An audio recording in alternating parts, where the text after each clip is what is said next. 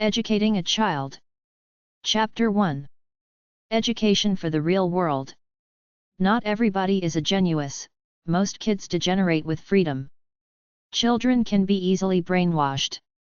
If you leave a child alone to explore their lives, most will eat junk food and watch TV dreaming of being pop stars, professional athletes, movie stars, and models. I was brought up working at my father's meat store. I earned money and met people at the store every day. This was the real world, ordinary people working somewhere, coming to the store to get something to eat. This was not the cutesy fake fantasy world of the school I went to where everybody was clean and nice, trying to act cool like they didn't have any problems. I grew up around some kids who would be considered spoiled or upper class and some kids who were pampered by their relatives as creative geniuses. Their parents and grandparents wanted me to play with them because I was a nice, polite, positive kid. I liked to use their gadgets and toys anyway, which my father didn't buy us, having 6 kids, being a practical guy. Several of these spoiled, pampered kids that I hung around with ended up unable to function as responsible adults in a capitalist society. I don't think the city of Halifax, NS Canada is all that different from anywhere else.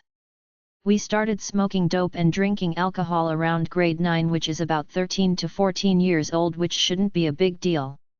I explored drugs and booze and thought, so what? I can't be doing this stuff much. I wanted to be a macho man and succeed in society. I started seeing some of my friends getting high almost every day. A few others couldn't make it in the world because they couldn't hold down a regular job. If you're brought up in a fun, easy, entitled, idealistic atmosphere, you don't understand that people have to go to work every day to earn money to pay their way. It's dangerous to be told you're a great genius and the world is wide open to your big dreams. If you go to work anywhere, your superiors will feel insulted if you as a young whippersnapper approach them with your big ideas on how to run their business. School teaches a false view of life, a view that we live clean, nice lives without real day-to-day problems. In truth, life can be hard. We're all competing for limited resources. The unschooling movement says every kid is born pure and free. The process of life is supposed to be to become who you are by nature, not become a system clone in school. They go too far with this line of thinking because most kids are naturally normal. They're not geniuses. They have no great inner voice urging them to release their untapped inspired energy. They're average kids who play with toys, watch TV, and eat junk food. Let's not get too carried away with wanting our children to express themselves to become who they really are, because in truth most of them are boring people by nature. Most are not Schroeder in the Charlie Brown comics, the kid prodigy piano player. Most are Charlie Brown, the average insecure kid with harmless muddled intentions. The absolute true geniuses will feel the yearnings within themselves and find their way to their version of self-realization, but they're far and few between. The best thing you can do for a kid is give him a job so he earns money and learns about the real world. Another problem with the idea of letting a kid be free to explore his or her life is that a kid is a stupid idiot who can be easily brainwashed by society regardless of how intelligent they might seem on face. I didn't become wise until I lived by myself for at least 2 years, which didn't happen until I left military college at 22. Up until then, I spent my entire life filling myself up with other people's ideas which I believed in until I started living on my own and saw how life is really lived day by day in the real world, unlike the sweeping ideas I got from books and my schooling about nobility, greatness, and charisma. My schooling set me up with false ideas about the greatness of life. When I got out in the real world, I saw it's just about people going to work every day, trying to make money to survive and have some fun. When they fill us up with ideas of greatness in school, many young people either don't achieve these high ideals or feel a big letdown when they actually go to work and see that it's a boring, repetitive routine day after day. There is no dashing, adventurous life where you're doing great things. You're just doing an average functional job. Whatever happens, you create your attitude in your head. Don't tell us that life is a great adventure in grade school when many people in the real world can't even find a job. Nowadays with the internet, many people create fake identities or end up like Elizabeth Holmes, the fraudster who created the fake company called Theranos because she had some vision of being the female Steve Jobs. Don't fill children's heads up with ideas of a beautiful fantastic life out there that's so unreachable that they create fake worlds online. I'm against the free exploration of life for children, which some people call Benjamin Spock's idea of permissiveness, because I saw the spoiled kids I grew up with end up to be lost soul bums. We get plenty of chances to get out of our pits to do something with our lives, but early adulthood seems to be a critical period. If you can't drag yourself out of a bad attitude in your early 20s, chances are that you're setting the tone for the rest of your life. When I was young, I thought getting high was just a trivial thing to do in your downtime. Now as an older adult, almost everybody I know gets high or drunk except for me. Teach people to find a natural sense of inspiration, peace, aesthetics, and spirituality within themselves such that they don't feel so empty and mundane that they turn to intoxication. I was a part of the first post-hippie generation. We were the children of the new ideas of the 1960s. They didn't work because it was all bullshit next to practical necessity. All the drugs, the new age ideas and the intellectual discourse mean nothing if you can't get enough food or live in a dump because you don't have the gumption to do something useful to earn money. Solomon, the supposed wise king in the Bible, said in the book of Proverbs, "Spare the rod, spoil the child." Proverbs 23, 13-14, Proverbs 29, 15. Kids need to be taught the rules of life in the real world and not be allowed to live in their delusional fantasies in their immature minds. My warning is to help your child develop a balanced life, being sociable, having friends, having fun, doing what inspires him or her while earning money in the real world. People who succeed in capitalist land are the ones who have people smarts, the ones who know how to be friendly and deal with people.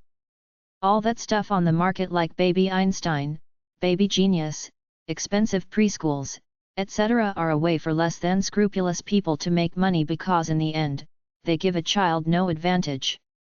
Everybody has natural limits and inclinations. That's your spiritual genetic soul. You cannot change that. You are who you are by nature. The strong kids have the willpower and courage to pursue what they want. Everybody else lives at wishful thinking, hanging around with their friends, being frivolous. It takes guts at the age of 12 or so to say to yourself, I want to do this or that. I don't care about hanging around with my aimless friends all that much. What you might learn early has no advantage if you're not already naturally a curious, inspired person. By grade 3, all the advanced preschool crap is gone. Everybody knows basic math and English. From then on, the kids with a natural sense of inspiration, willpower, and curiosity leave the others behind. If you have a child like that, help them explore the world and realize their natural potential. I was brought up with 2 older twin brothers a year older than me and a bunch of kids I played ground hockey with from grade 4 to grade 7. I used to go to the library with my friend Peggy almost every week. I'm the only boy from my circle of friends that I remember who went to the library on his own out of my curiosity for new ideas. I was an intellectual snob for a while. I thought I was cool because I used to watch the current event shows, then ask my friends about them. They didn't know what I was talking about and didn't care. I later learned it's best to keep my mouth shut, be who I am, and don't try to assert my ego out into the world about how smart I think I am. If you have a kid who is truly a genius, that kid has to learn to live with themselves in a world of average people without becoming an arrogant asshole. There has to be a balance between helping a child discover their true nature and their need to function in the world and earn a living when they become adults. College was once a place for people to learn useful things, but it is now a capitalist industry, even though they claim to be non-profit organizations. Most young people are too naive to realize this until after they have gotten the useless degree or degrees and discover there are no jobs for this junk in the real world. They go to college with the naive good intentions of assuming the college is offering the major because there are jobs waiting at the other end. They don't realize that the college is a for-profit venture even though they claim they aren't. At heart, colleges exist to make money even though they pretend to be noble benevolent entities. They don't care about the students once they get their money. Live in the real world.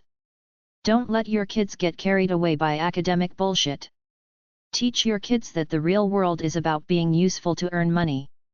The school system can be a massive brainwashing factory on you or your kids if you let it be. There is a point where education becomes brainwash. If you're a good parent, you will not let your kid get brainwashed by the school. You as a parent want your child to succeed in school so that he or she pays their way in life, but at the same time you want them to become who they really are by nature. There is a delicate balance of freedom here. If you give a child too much freedom with no structure or order, they end up bohemian bums without the ability to function in the real world of business and money. Education for the real world.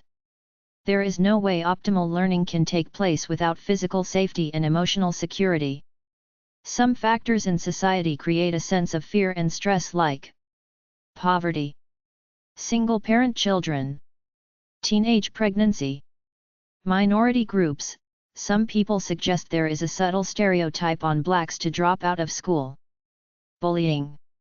You become what you are told in a lot but not all cases. I believe you are born with an essence.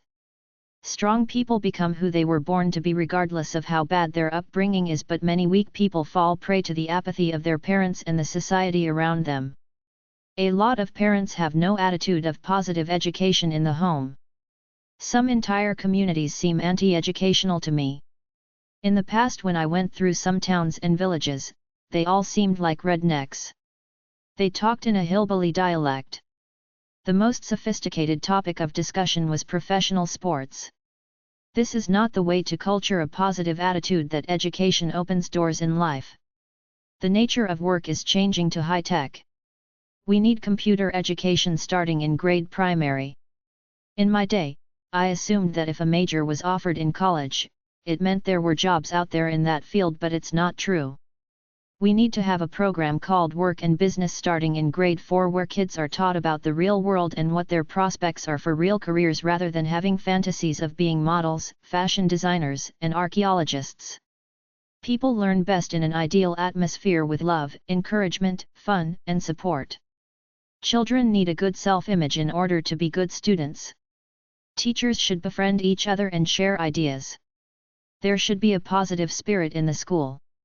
Parents should feel comfortable visiting the school and helping out as tutors, aides and mentors. The school should be an interactive community. Good students should be rewarded with free college tuition. We could do it. Our federal government just has to start an online university and offer every citizen at least the first year free tuition. It would make money from foreign students wanting a degree from one of the major Western English-speaking countries. Trash the bureaucracy in the Department of Education. Spend the money on something useful. You need values education, character development and creative thinking courses. You need shiny new equipment as in the science labs. You need a multimedia library. Create a good school website with learning, thinking and character building courses on it. Build close links with parents and the community. Every school should have a van or a bus so that students can go out to the community, as in weekly visits to local senior citizens' retirement homes, the local swimming pool to learn swimming, the Red Cross office to learn first aid, a mechanic shop to learn the basics of car repair, a realtor's office to see how to buy a house, etc. A major school goal should be to teach youngsters to be part of a group. Some kids need help learning to be sociable. Academic work should be only one part of school. The rest should be the things that build the kids' self-respect, like friendship, emotional awareness, personality development, physical ability, inspiration, etc. This lays the foundation for the kid to feel like he deserves to be a good student. Teach self-discipline and responsibility first. Academics will come naturally later. In Japan, they do not fail kids in grade school. They promote everyone to the next grade. After grade 12, you're on your own. Until then, you're part of that group of people in your grade. How to learn and teach. The easiest way is to try to get the kid or the adult to tap into their natural sense of curiosity and inspiration before they get brainwashed by the world as to what constitutes success and fun. They did studies on monkeys. When they started rewarding them for things they did anyway for fun, the monkeys stopped doing them on their own. So a human being has a choice. Pursue what's natural inside of you. Buy into the world's system of rewards and punishments. That's it, try to get someone to learn for a natural love of it. If you can't do that, offer them either rewards or punishments. When I was in the military, they made us learn a bunch of pre-packaged bits of information. They tested us on it every few days. You either passed the test or you failed the course. It was totally a reward-punishment system. If you look up Montessori or Waldorf approaches to education, they start with the individual, focus on what they like, then develop from there, whereas the system starts with X number of courses in grade school, imposes them on you, then lets the chips fall where they may with the students. Some like it and succeed. Others find it artificial and turn off, but that's our system. It's not right, but we cannot afford to treat every child like a natural genius and help them develop. Make a choice and live with it. There has to be a middle ground between following your natural inclinations and living within society, which means following the rules and earning money to pay your bills. If you start with a kid as a freewheeling hippie parent, the kid was no system of structure, order, or morals. All kids are brainwashed and stupid no matter how smart they appear to be. They all want to be superstar athletes, movie stars, fashion models, etc. That's why they all need some kind of system of rules. It's even in the book of Proverbs in the Bible. Proverbs 22:6. Start children off on the way they should go, and even when they are old they will not turn from it. There are thousands of learning books and articles. I just told you what's in all of them put together that's wise and good. Don't try to complicate the process of learning. If you do, you're just another asshole like all the stupid academics trying to justify their meaningless jobs with pedantic sounding bullshit. There are other ideas of learning like the following. The coolness idea: make something appear cool or popular in the peer group. Make the culture a certain way, people confirm. Look at the Muslims, they're taught to conform from childhood, and if they don't, they're heavily punished. See the YouTube channel Apostate Prophet. Do favors, be a friend. If you help someone, they feel like they owe you and will try to be good students. Some people are naturally stupid. It might seem easy and obvious to you, but the person does not have the gray matter to learn it. People have personal problems. A kid from a home of poverty and domestic violence is barely surviving. How can he be a good student? People develop at different ages. Some kids are late bloomers. By 23, everybody should have a mature brain. There seems to be a critical period for some things. All early learning is a waste. By 7 years old, everyone is pretty well equal. If you present stuff like computer programming early, the kid might catch on, then he's got it for life, but if you wait until the kid is 20, it might be too late. All true geniuses with a strong sense of natural inspiration living in a modern society where they have the means and the ability to develop, always end up living by their own natural genius. That's what enlightenment is. School is irrelevant to the genius. They're going to go their own way regardless of whether school is good or bad. Everything in that fake field called educational psychology is a big bunch of crap like these bubblehead ideas. McGregor's X and Y theory. Motivational orientations. Brain lobes. Left and right hemisphere. Cognitive mode specialization. Stages of psychomotor development. Cognitive roles of language. Piaget's developmental stages. Every academic nerd has an ego. He or she wants to feel like they're contributing something unique to their field, so they do their stupid little studies that are in the stupid social science journals out there, but they don't realize that a human being is not scientific. They're spiritual aesthetic beings. They can't be studied scientifically. Don't do the scientific method on people. It's stupid. Then they teach this other stupid idea, which is if you can't measure it, it's not real. Every human being is a loner with their loner minds. You can't measure that. There is no science of human behavior, even though the American Psychological Association has 52 subcategories. It's madness, and most people are brainwashed into thinking somebody knows something deep and advanced about human life that they don't know, because we're brainwashed that way, to buy into the lie of experts in everything, even in human life. What about love and learning? Love the person, try to help them. Nothing has changed since the mythical King Solomon wrote the book of Proverbs. Chapter 2. Educate a Child Essays. Educate a Child 1. A child's development is part nature and part nurture. Try to help your child discover his or her true nature, then they will be naturally motivated to do those things. Right after birth, the child needs 1. Constant love and affection, attachment. 2. A stimulating environment. They say there is a critical period for these two attributes. If the child doesn't receive love and/or stimulation for the first 2 years of life, he or she may be permanently damaged. Every child has a different temperament. Go with whatever your child is. Taking the kid with you when you go out might make the child more sociable and extrovert, but it might not too. If you want sociable children, have several kids roughly the same age and get them to play with other kids in the neighborhood. Only children should be encouraged to join a club, a gym, etc. You can read about Jean Piaget's theory of development, but a much simpler way to educate a child is to proceed at his level of curiosity and ability. Assimilation means incorporating new information into something that already exists. Accommodation is modifying an existing way of thinking to take into account new information. Piaget's stages are 1. Sensorimotor, roughly from birth until 2 years. 2. Pre-operational thought, from about 2 to 6. 3. Concrete operational thought, 6 to 12, can learn basic concepts. Reversibility means that any operation can be reversed. Associativity means to generalize. 4. Formal operational thought. The child can analyze and create ideas. Some children never make it to the formal thinking stage.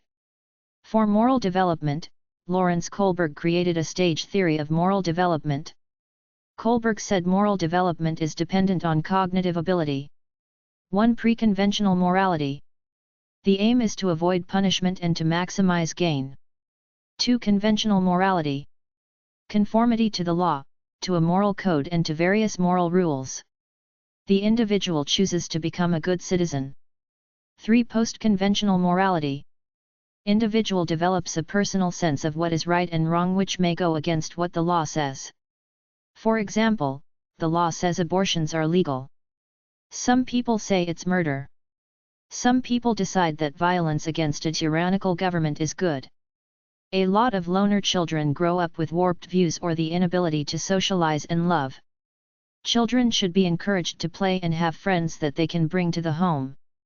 Hanging around with friends gives a child a sense of community.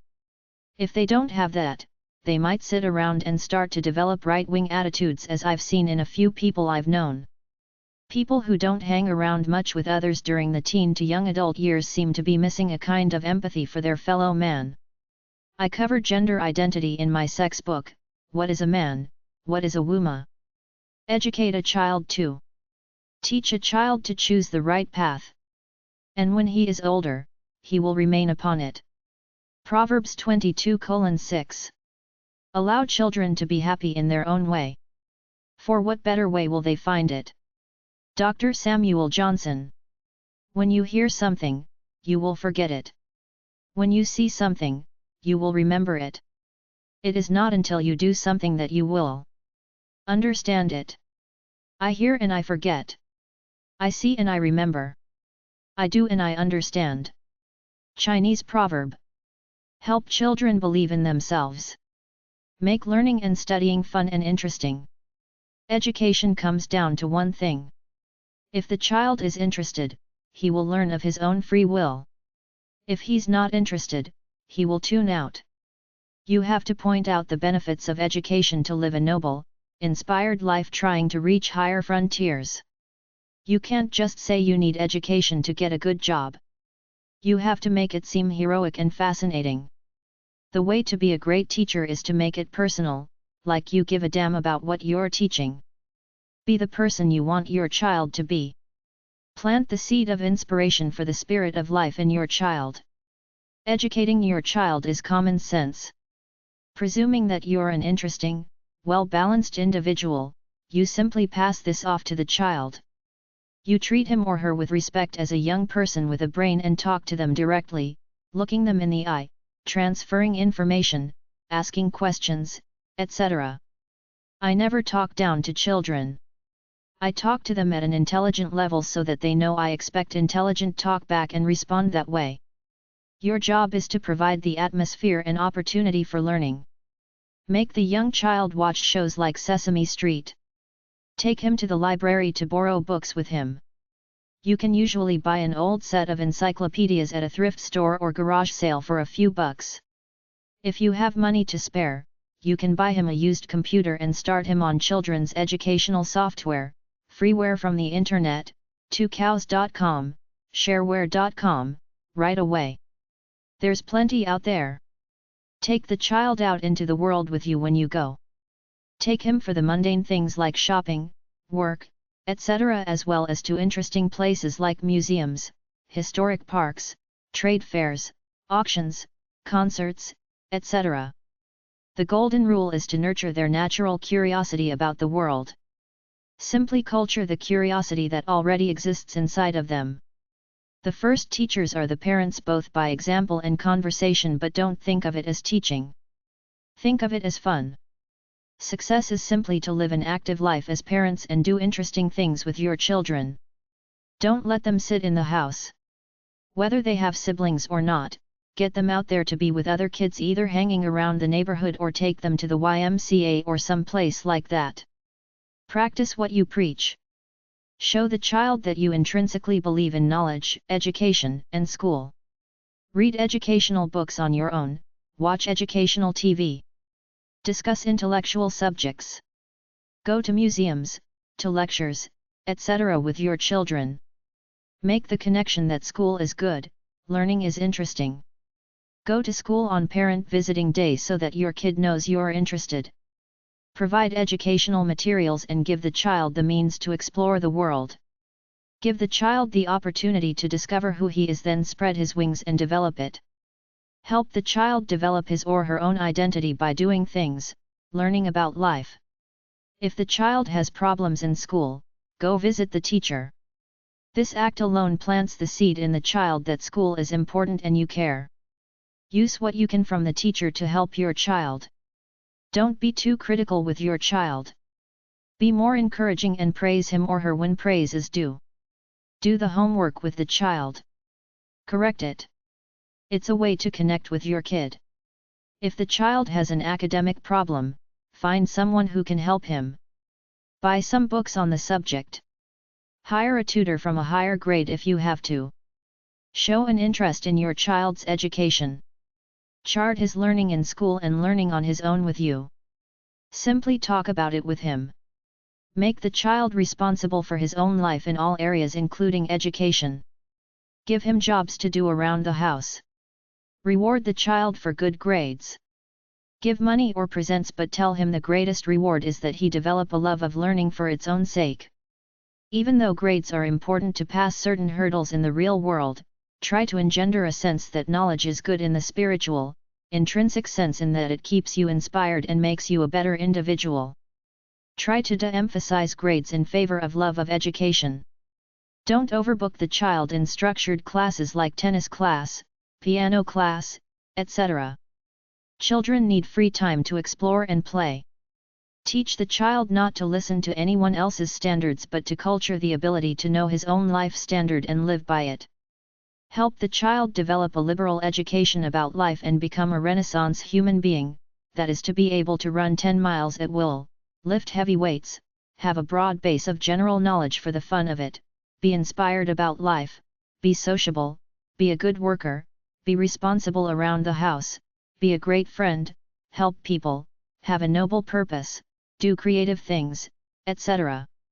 Explain peer pressure and the endocrinating forces of pop culture entertainment constantly until the child is old enough to see past these things. Explain to the child that enlightened people know who they are and live inspired lives away from peer pressure and pop culture entertainment. The base of education is the love of reading. Challenge the low-motivated individual. Bet him he can't do something. Enjoy easy, fun times with your child. Hug your child. Love him or her. It's the greatest motivator to get him or her to want to please you. Accept your children for they are, not for what your expectations of them are. Success breeds more success. Try to get the kid in that state of mind that he's a winner in life. Learn to distinguish between what your child can't do or won't do, then act accordingly. Sometimes teachers develop a hate for certain children and try to make life miserable for them. Be wary of this possibility with your child. The teacher could be the problem. Change schools, teachers, or homeschool.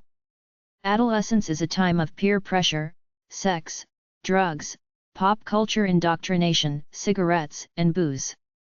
A certain level of experimentation in these areas are natural for an intelligent, curious child. It's natural for school marks to dip for a while, but the true test is whether the child gets back to his real self and focuses on his future career or gets further down in the web of drugs, apathy, rebellion, and trying to act cool.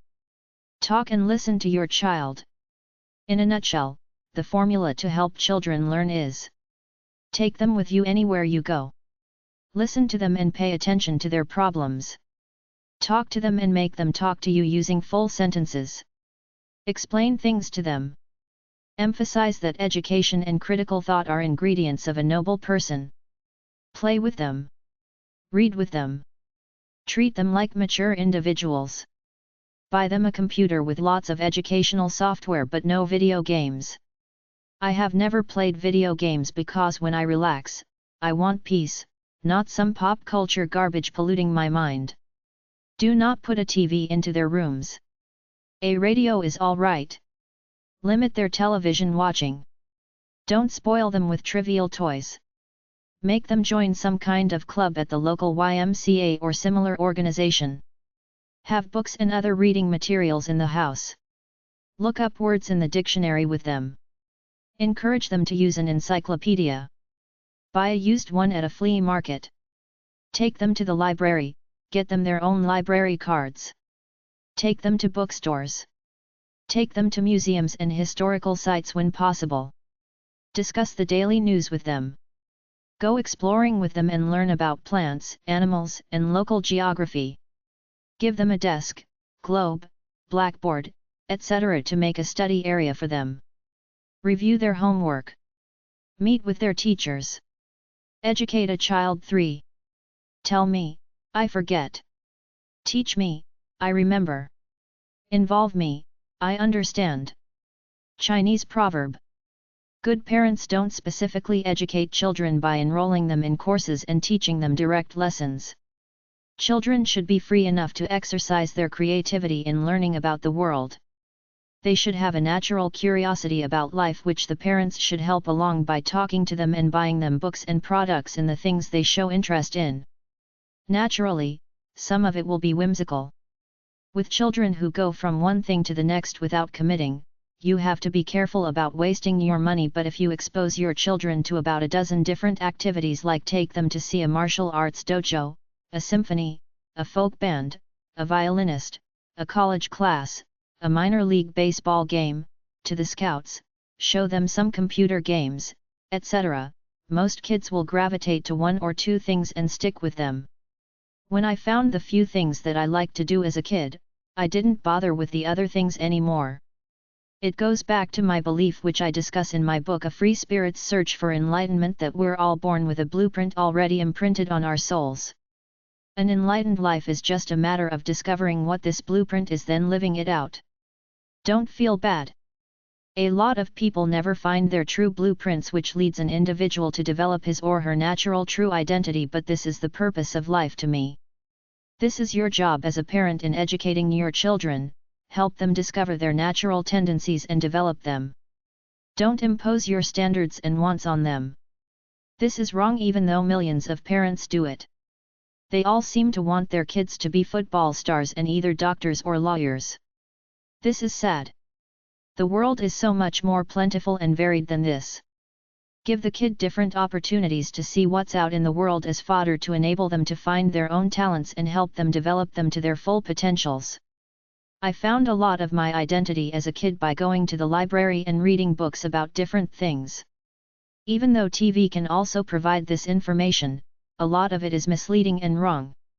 It's not nearly as cool and easy to be a pop star as TV portrays, and being a cop is not necessarily a fun, cool, exciting lifestyle as TV portrays. Try to give them real experiences in the real world. Teach children the art of problem solving, which goes something like this. Clearly identify your problem. Gather all the information you can about it. Deliberate over the problem using your intuition as well as the facts you gathered. Come to the best decision you can based on logic.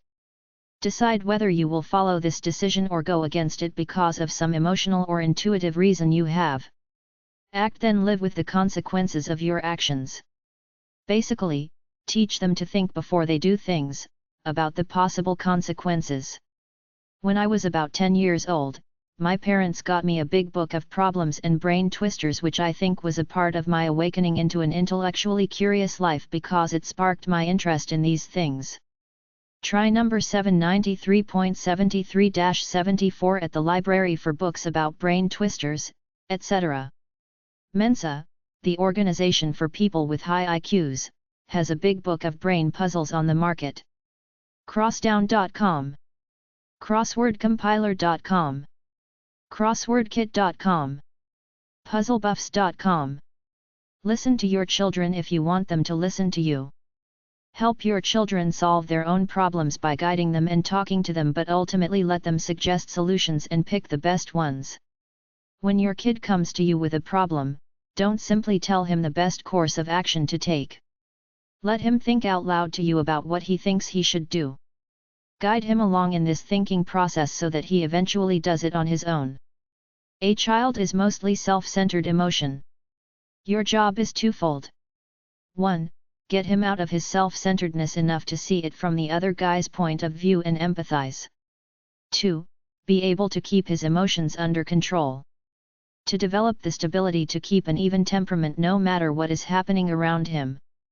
In other words, specifically teach him about emotional control, to recognize his emotions and know how to stay cool when he's angry or frustrated, to not swear, to keep his mouth shut when he feels like uttering an angry statement, to think things through before he acts, to not be so competitive that he must win at all costs and act like a spoiled brat when he loses, to not be egocentric.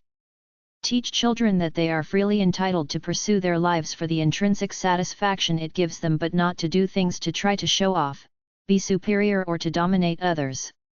They should do whatever it is they do for the love of the process. That's the end in itself, not to get attention and compliments from other people. This is the way enlightened people live, not at the whim of the opinions of others. If your child is somewhat shy and whiny, you simply have to get him out there in public with other people now so he gets over it before it takes him over. You could be introverted in nature but still be functional in the real world, but a lot of introverts never get over their shyness from childhood and live their whole lives that way. Even introverted kids should mix it up with other people, because if they don't, they may grow up to be lifetime loners, which is not bad in and of itself, but everybody needs a certain level of social graces just to get by with a job in the real world. To me, stress comes from neurosis, usually the neuroses, anxieties, of the parents. I don't remember much, if any, visible stress in our family as a kid. My father was an extrovert, always on the go with his main meat business, his several side businesses, and the summer cottage he built with his own 2 hands. We were brought up on activity. It was simply all about waking up in the morning and doing something. I think part of it was because we had 6 kids in our family plus all of our friends. In large families, there's a self-correction factor such that everybody keeps each other in line. You have to learn to get along and not be so self-centered that you feel elitist, spoiled brat, because your brothers and sisters are always there to cut you down to size. In my opinion, most of the messed up people come from 1 or 2 child families because they never developed functional social skills and they're so self-centered from their formative years that they can't give in to other people. We never brooded, had mental health problems or pity parties. It was always inspired and fun activities. This kept us physically and mentally healthy and loose. We all grew up to be relaxed, easygoing people, the 6 kids in our family. To this day, none of us is too stressed about life. As long as the sun rises, we live our days in stride. Obviously, into every life a little rain must fall. For kids, it's usually the divorce of the parents, the death of grandparents or the death of a pet. Teach them about grief. Use the following resources. Books about grief are at number 155.937, BF 575 or RC 607. Number 301.428, Widowhood, and there might be some Christian books at number 248.86 at the library. Legal books about death are at number 343. The school has an academic agenda. That's fine. The church is supposed to teach ethics and morals.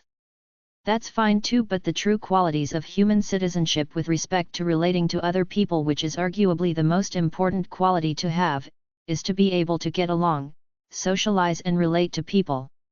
Even though the church is supposed to teach caring, empathy, love, peace of mind, compassion, and kindness, my personal opinion is that many are more dogmatic and ideological than this and focus on empty rules rather than trying to instill these qualities into children.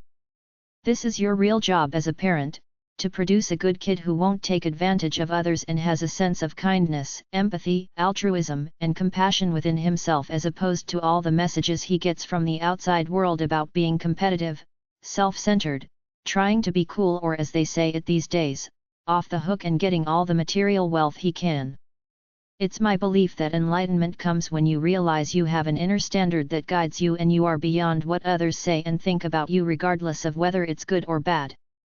You know within yourself that you're a good person worthy of your humanity and you're actively trying to do something good with your life. I came to this path, which I believe to be my true nature, in a roundabout way after letting myself first get seduced by the lifestyle of the glamorous, elitist capitalist world I saw on TV, but after I lived through it all, I came back to myself and realized what was real that would sustain me day after day for the rest of my life as I aged. So my lesson is to teach your children that capitalist ambition and what they call success is fine, but you have to do them for the right reasons, because you feel you're doing something positive for the world and not just trying to make the big score so you can be the hotshot tycoon with the money Zion on the hill looking down at all the plebeies beneath you. Myself personally, I always had a work ethic, or should I say a play ethic or purposeful ethic. I simply did what I liked that was positive, that inspired me, and I don't ever remember being bored or living a dull life. This is how you want your kids to be. When your kids hit the preteen years, they will purposely try to distance themselves from you to establish their own identities. Let them. This is nature. They're gonna be out on their own in a few years anyway. Give them enough line on the leash to go out, try new things and even get burned, but try to keep enough structure and order that they don't completely go over to the reckless side and do stupid things. All kids lie and do stupid and even bad things. My line of thinking is that you go for the inner soul of the kid, then you minimize all these outer manifestations they have. You can punish kids, strap them and holler at them all you want, but you have to get to the core of the kid in order to reach him. In my opinion, a lot of what's on TV as pop culture entertainment is horrible for the development of a child. You become what you see. If you watch crime shows and hockey games all the time, as a boy, you begin to think men are competitive, tough, angry, aggressive, macho, ruthless people, so you try to imitate it even if your inner voice says it's wrong. I firmly believe that during the formative years, you try to imitate what you think is cool and right according to the images you see of your gender on TV, which is why I'm against virtually all pop culture entertainment and professional sports. To me, they don't engender positive qualities. I would rather raise a cooperative son rather than competitive one, brainwashed into thinking professional sports is a cool thing to aspire to. You have to think of the standards pop culture entertainment are imprinting on your children, then at least tell them they're being manipulated, or try to get them to watch positive, uplifting, inspirational things for entertainment rather than stupid movies, sitcoms, and talk shows. As a free spirit, I believe in experimenting with anything you see fit, including the sex, drugs, and rock and roll ideology. Just be smart about it, do it in situations where you're safe and in control. You can't control your kids forever. If you can give them a good feeling of who they are within themselves, they will have standards when they go out into the world experimenting with life. In the end, don't make promises you don't keep. Spend time with your kids, talk to them and listen when they speak. Try number 371. Number 649.1 or HQ769 at the library for books about educating your children. Educate a child for. Keep the faith. Children often have more sense than we give them credit for. Education in the school sense is often overrated. A lot of people barely get by in school or even drop out, then go on to create great companies or go back to college to become doctors when they're adults, so don't sweat it too much. Life in the real world has a way of smartening people up. Many people don't wake up to the realities of life until adulthood and often rise to the challenge, but some don't, which is why a foundation during childhood is always a good thing. In essence, don't try to engender the sense that formal education is necessary in order that the child go to the right college and get a good career. Try to engender a sense that knowledge and education are the lifeblood of the human soul. It is what has made us who we are, given us this great standard of living we enjoy, and keeps us inspired about our lives. I believe that my free spirit books are as great a homage to self-education as you'll see anywhere on the planet, since that's what I am, an individual who believes in constant self-education as one of the major tools to keep us alive spiritually as we age. Some parents might not like my free spirit books because I put hedonism right up there with noble soulful pursuits in life, but if you were to stop and think about it, you might realize that I speak the truth. Virtually all great minds are not human machines. They have their outlets for fun, debauchery, and sensuality. It makes them complete human beings. Give your child copies of my free spirit books when they're around 16 years old. The main thrust of educating a child is to help them culture the innate sense of curiosity all children should have. Provide the stuff, books, computer, trips to educational venues, etc. Try not to force them to do things or set down a bunch of rules about staying in, doing homework, taking an extra course somewhere, etc. Give them the tools like a computer and hope they'll educate themselves on their own. There are a lot of books at the library about educating and raising children. Although I scanned some of them, I found many to be so basic and commonsensical that I felt they were useless. You don't need gimmicks. You should intuitively know how to raise an intelligent child who wants to learn. For educational books about raising your child, try number 372-376 at the library. For books on how to raise children, try number 649. Specific books about parents educating children are at number 649.68 or LB1048 at the library. The section at number 794-96 has crossword puzzles, brain teasers, etc. Refer to other parts of this book to know exactly where to go for books in specific subjects like history, reading, math, geography, etc. Chapter 3. Child Education One-Liners. Child Education One-Liners 1. I got a bunch of advice from the books at number 371, number 372 of the Dewey Decimal System at the library, LB1048 of the Library of Congress System. If you want to help your child in school, go to the library, borrow a few books at number 370, number 379, read them and use them to help your kids hands-on.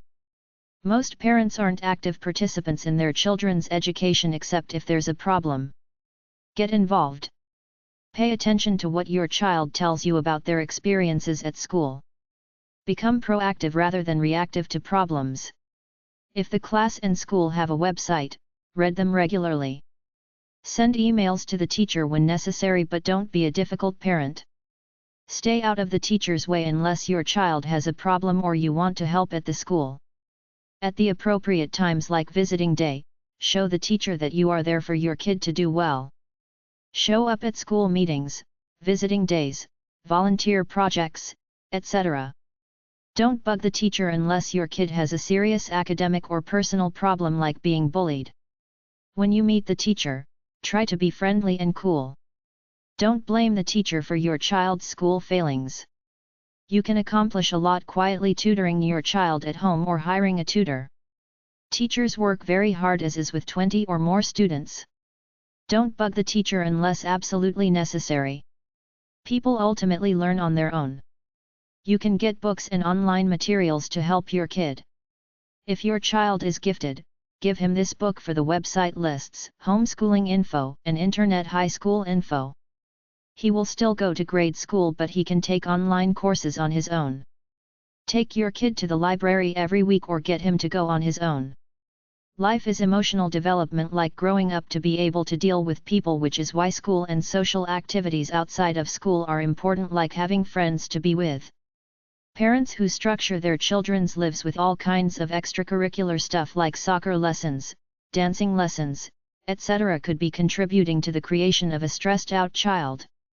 If the child wants to do something, he will ask you about it. Don't push him to do things he doesn't want to do just because you have some fantasy of creating a successful human being. I cover bullying and learning disabilities elsewhere. Volunteering at your kid's school or working there as a class aide or assistant is a positive thing. Your child deserves a computer with internet access filtered so that he can access only the 50 or so educational websites you authorize. If you don't do this, the kid will use the internet like a TV, to waste hours on frivolous pursuits. Don't give your kid a TV for his room. He can watch educational videos on his computer as with pbs.org. You can help your kid with homework and spend quality, loving time with him by going on homework, academic websites together. Don't be a log and watch TV all the time. Hook the computer up to the TV screen, then do school things with your child. The child imitates you. So what if you have never gone to the local museums? The time to go is now with your kids. I cover study methods and test strategies elsewhere. If a child has a problem at school A, try school B. There are academic summer camps around for gifted kids. The way to avoid school anxiety is to do what my father did. He took us kids with him everywhere he went. When I first went to school, it was fun. I wanted to meet new people. Some kids are brought up sitting at home alone. No wonder they're shy and afraid of school. All that baby child academic enhancement stuff they sell for a kid to use before he's 5 years old won't mean a bit of difference by the time grade 2 comes around. Everyone reaches their true natural ability by then. Most are on the same page. A few are way ahead. A few are slow. Child education one-liners 2. A child educated only at school is an uneducated child. Any book that helps a child to form a habit of reading, to make reading one of his deep continuing needs, is good for him. Good habits formed at youth make all the difference. Aristotle. Children are made readers in the laps of their parents. Don't educate your children to be rich. Educate them to be happy, so they know the value of things, not the price. Never give a child a book you would not read yourself. Education in the true sense is helping the individual to be mature and free, to flower greatly in love and goodness. That is what we should be interested in, and not in shaping the child according to some idealistic pattern. I know that we need to directly teach our children the most vital lessons, rather than assume that they'll be understood. Learning is a result of listening, which in turn leads to even better listening and attentiveness to the other person. In other words, to learn from the child, we must have empathy, and empathy grows as we learn. When you read to a child, when you put a book in a child's hands, you are bringing that child news of the infinitely varied nature of life. I sincerely believe that for the child and for the parent seeking to guide him, it is not half so important to know as to feel. If facts are the seeds that later produce knowledge and wisdom, then the emotions and the impressions of the senses are the fertile soil in which the seeds must grow. The years of early childhood are the time to prepare the soil. Once the emotions have been aroused, a sense of the beautiful, the excitement of the new and the unknown, a feeling of sympathy, pity, admiration, or love, then we wish for knowledge about the subject of our emotional response. Once found, it has lasting meaning. It is more important to pave the way for the child to want to know than to put him on a diet of facts he is not ready to assimilate.